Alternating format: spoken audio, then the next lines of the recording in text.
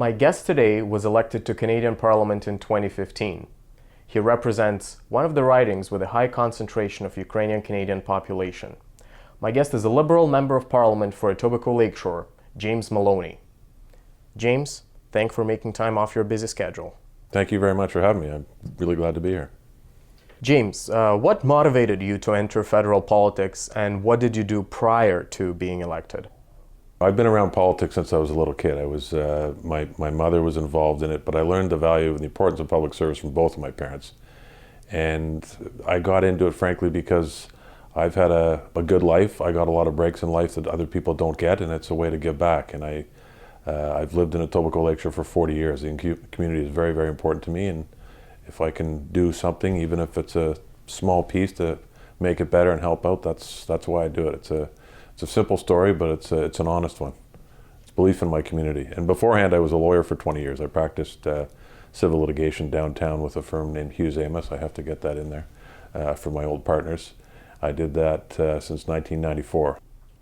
When Ukraine's Deputy Speaker Andriy Parubiy visited Ottawa this February, we had a brief conversation, and you told me that you have submitted your application to become a member of Canada-Ukraine Parliamentary Friendship Group. You now have been elected to the executive. So what role do you see yourself playing in the group, and are you planning to concentrate on a particular issue in Canada-Ukraine relations? There's a lot of issues, as you well know. I'm the deputy chair of the group, along with the local MP here, Arif Virani, and a neighboring MP, Julie Derowitz. Boris is the chair of the committee. It's a multi-party committee, so there's Liberal members and Conservative members. It's a friendship group. We're working together because the relationship with Ukraine is very important to all Canadians, regardless of your political stripe. There's a lot of issues that we could talk about at length today that are on everybody's minds, and those are the things we're going to focus on. We want to make sure that Ukraine and Ukrainian Canadians know that we're standing shoulder to shoulder with them, and we're working for them and with them. James, now let's get back to the election campaign.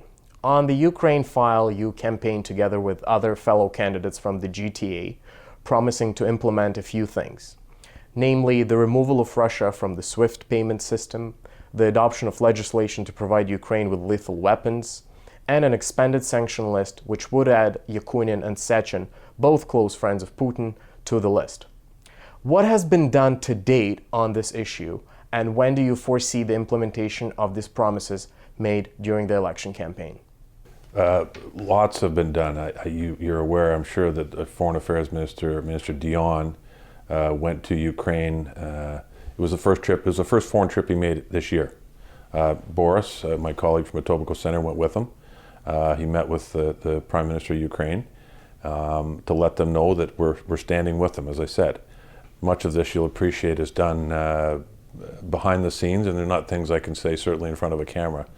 But I can assure you that all of those issues are being addressed. The SWIFT issue is being done in conjunction with our allies. There's discussions ongoing about that. It's the type of thing that you can't do it unilaterally. You've got to do it in conjunction with the other countries, and there's discussions going on about that. With respect to sanctions, again, I can't share specifically names or groups that may be added to the list, other than to say that it is being done. With the exception of the weapon issue, that's not an issue that came up in the discussions with the leadership in Ukraine. So a few weeks ago, during the Canadian Foreign Affairs Minister's appearance at the Senate's question period, Senator Batters asked the minister to clarify Canada's position on Ukraine. Minister Dion replied by saying that the former Conservative government's approach in diplomacy was far too irrational and ideological. How different will the new approach of the Government of Canada be in regards to Ukraine, and why do you think a non-ideological approach is more effective than directly confronting Russia with its unacceptable behavior in Ukraine? Well, except there will be a direct confrontation, and that's actually the difference in approach, because the previous government's approach was to, disagree with them as we do, but our approach is going to be engage them in discussions. Look, if I disagree with you, my view is I'm better off coming and telling you that to your face rather than just ignoring you. And I think there's more to be gained strategically by engaging with other countries. Canada has dealings with Russia on issues like the Arctic, which are very important. And if we're at the table talking to them, we can deal with human rights issues. We can deal with these issues that we strongly disagree with them about, and tell them face to face. At the same time as dealing with the sanctions. And I think that approach, I believe, my party believes, Minister Dion believes, that will have more effect than the approach that was taken by the previous government. Let's move to the domestic arena. Ukrainian Canadians are celebrating 125 years of settlement in Canada this year. Roughly 1.3 million Canadians have a Ukrainian background.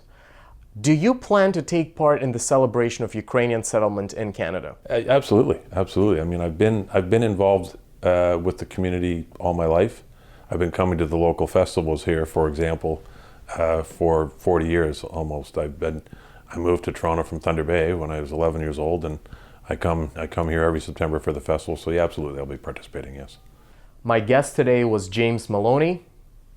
James, thank you very much for an informative conversation, and all the best to you. My pleasure. Thank you again for having me on. I'd be happy to come back again.